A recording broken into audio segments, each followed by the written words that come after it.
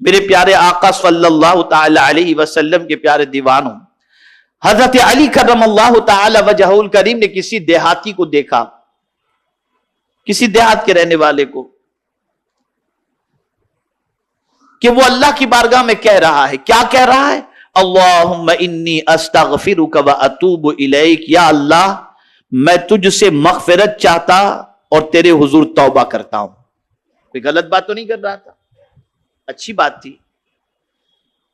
اللہ کی بارگاہ کے اندر ایک دیہاتی، مولا میں تجھ سے معافی مانگتا ہوں، میں تیری بارگاہ کے اندر توبہ کرتا ہوں، اور دیکھنے والا کون؟ مولا علی کرم اللہ تعالی وجہہ الکریم۔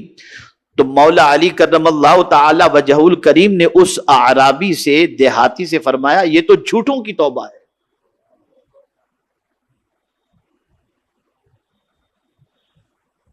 یہ تو جھوٹوں کی توبہ ہے۔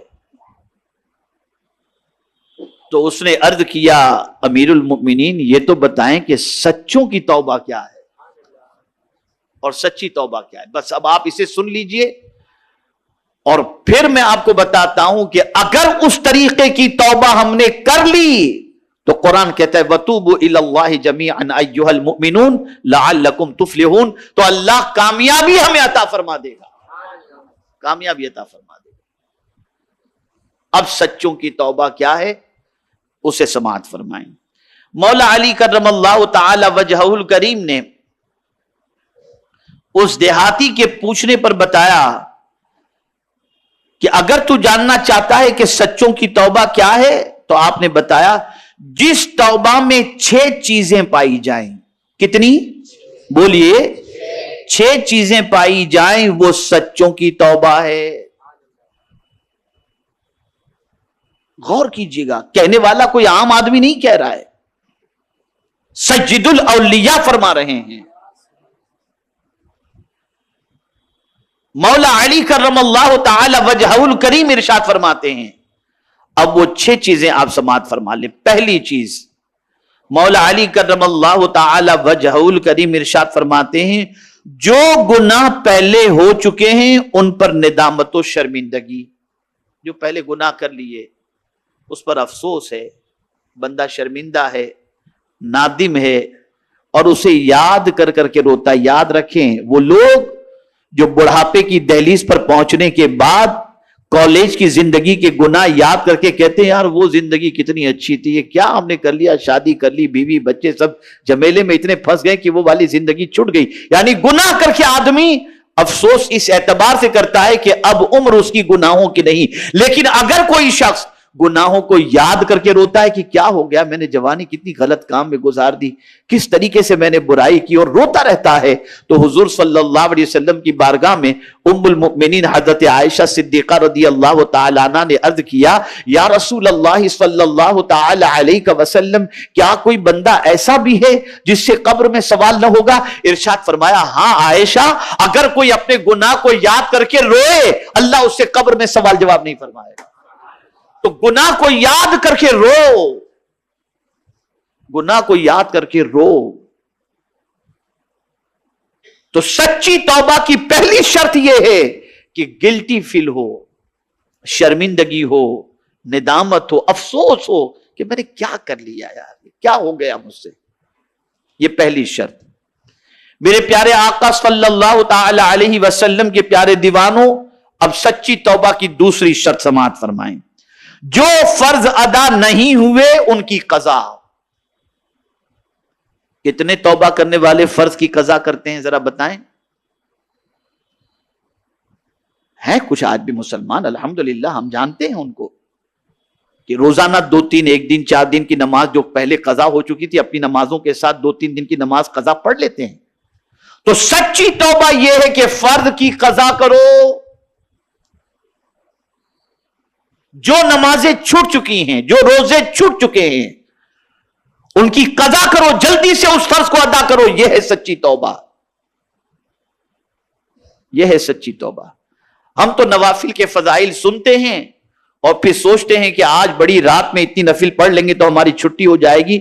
الحمدللہ میں نے ماہ رجب کی فضیلت پر ایک ریکارڈنگ میں نے کی ہے، مطلب میری ریکارڈنگ ایک کلپ وائرل ہوئی، اس پہ میں نے تاکید کی ہے، خاص طور پر تاکید. میں نے نوافل کے فضائل بیان فرمائے ہیں، لیکن ساتھ میں نے یہ بھی کہا ہے جس پر نماز فرض قضا باقی ہے وہ پہلے ان فرائض کو ادا کرے، بڑی راتوں میں ان فرائض کو ادا کر لے تو اللہ تعالیٰ اس فرض کی ادائیگی کی بنیاد پر نفل سے زیادہ اسے ثواب عطا فرما دے. تو پہلے فرائض کو ادا کرو. تو مولا علی کرم اللہ تعالی وجہ الکریم فرماتے ہیں جو فرض ادا نہیں ہوئے ان کی قضا. اب تیسرے میں تو گاڑی اٹک جائے گی اور تلاش کرنے پر بہت کم شاید کوئی نصیب ہو ایسا نظر آ جائے. مولا علی کرم اللہ تعالی وجہ الکریم فرماتے کسی کا حق غصب کیا ہے تو اسے لوٹاؤ. یہ سچی توبہ ہے. آپ نے اگر کسی کا حق مار لیا ہے تو اس کا حق ادا کرو، اسے لوٹاؤ. کسی کا مال لے لیا لوٹاؤ، کسی کی زمین لے لی لوٹاؤ. اس کے بغیر سچی توبہ نہیں کہی جائے گی.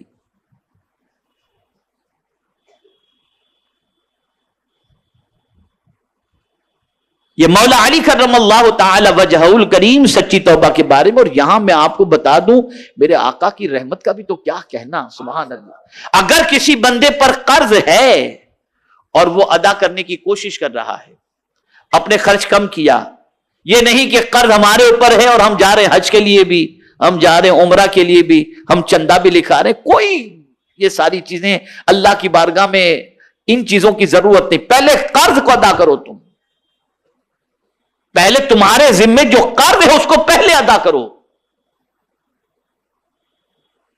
اب کسی پر قرض ہے اور وہ قرض ادا کرنے کی کوشش میں لگا ہوا ہے، اور میں ایسے کچھ لوگوں کو جانتا بھی ہوں کہ جنہوں نے قرض لیا تھا اور ان کے پاس ادا کرنے کی طاقت نہیں تھی، لیکن محنت کی انہوں نے اور پہلی فرصت میں انہوں نے قرض ادا کرنے کی کوشش کی.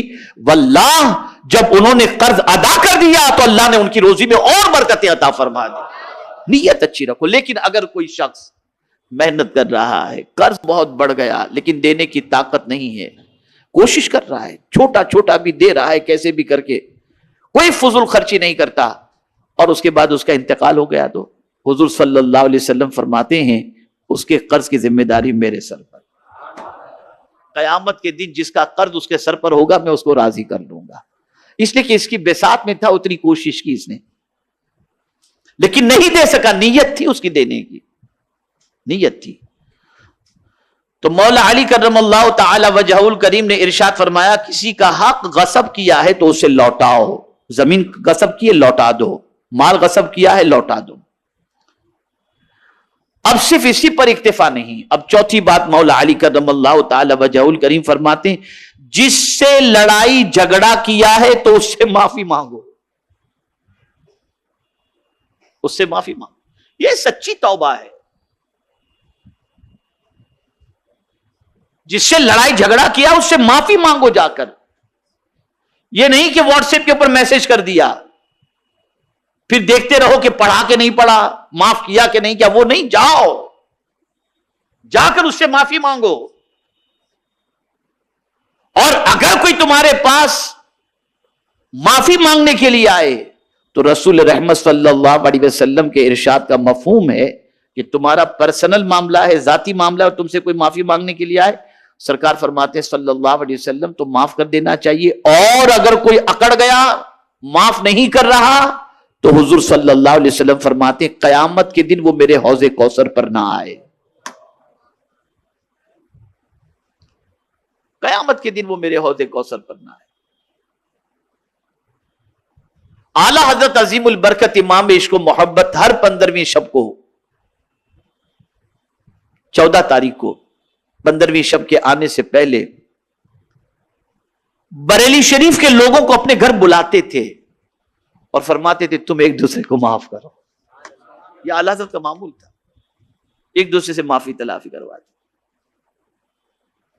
تو مولا علی کرم اللہ تعالی وجہ الکریم ارشاد فرماتے جس سے لڑائی جھگڑا کیا ہے تو اس سے معافی مانگو. اور آج معافی مانگ لو، یہ آسان ہے اور سستا سودا ہے. قیامت کے دن اگر وہ تمہارے سے حق طلب کیا تو ساری نیکیاں گئیں، سب ختم. اس لیے دنیا ہی کے اندر یہ سارے کام کر لینا چاہیے. سچی توبہ کی شرط ہے یہ، چوتھی شرط. پانچویں شرط، پختہ عزم کرو کہ آئندہ گناہ نہ کروں گا. آپ پختہ ارادہ کر لو کہ نہیں کروں گا. اور میں آپ کو ایک چیز بتا دوں، یاد رکھیں یہ عمل ہمیشہ کے لیے یاد رکھیں. نفس کہتا ہے یار ایک بار کر لو نا یار، پھر آئندہ نہیں کروں گا، یار موقع ہے. یہ جب ہوتا ہو نا تو ایک پختہ نہیں یار نہیں کرنا چاہیے. تو اس کے لیے ایک عمل ہے، ایک عمل ہے. وہ عمل کیا ہے؟ آپ کثرت سے پڑھا کریں اعوذ باللہ من الشیطان الرجیم، اعوذ باللہ من الشیطان الرجیم، اعوذ باللہ من الشیطان الرجیم. اللہ تعالیٰ گناہ سے بچا لے گا آپ کو.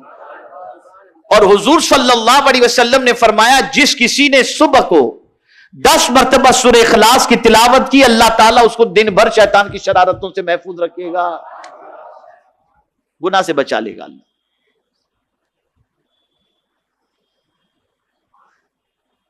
اور زندگی میں کبھی دیکھ لیجئے گا، کبھی آپ کی طبیعت اللہ نہ کرے صدبار نہ کرے مائل ہو رہی ہے، گناہ کے قریب جا رہے ہیں، آپ فوراً پڑھ لیجئے اعوذ باللہ من الشیطان الرجیم، اعوذ باللہ من الشیطان الرجیم، اعوذ باللہ من الشیطان الرجیم. اللہ اپنے حبیب کے صدقے میں بچا لے گا انشاءاللہ. تو پختہ عزم کرو کہ آئندہ گناہ نہ کروں گا. لیکن یہ ہے ٹف، یہ عزم کر کے قائم رہنا یہ ٹف ہے.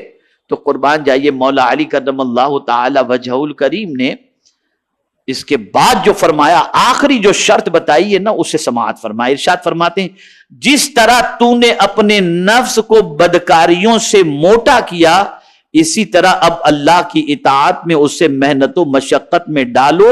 یعنی زیادہ سے زیادہ عبادت الہی کرو، خوب محنت کرو، کم سو، زیادہ سے زیادہ وقت اللہ کی عبادت میں گزارو، روزے رکھو، اللہ توفیق دے تو حج فرض کے بعد بار بار حج و عمرہ کرو. اس لیے کہ جب تمہاری ان نیکیوں کی عادت ہو جائے گی تو ان الحسنات یذہبن السیئات، کہ بے شک نیکیاں گناہوں کو مٹا دیتی ہیں. اور اس نیکی کی عادت کی بنیاد پر اللہ تعالیٰ گناہوں سے تمہیں بچنے کی توفیق بھی عطا فرما دے گا. یہ 6 شرطیں مولا علی کرم اللہ تعالی وجہہ الکریم نے سچی توبہ کی بتائیں.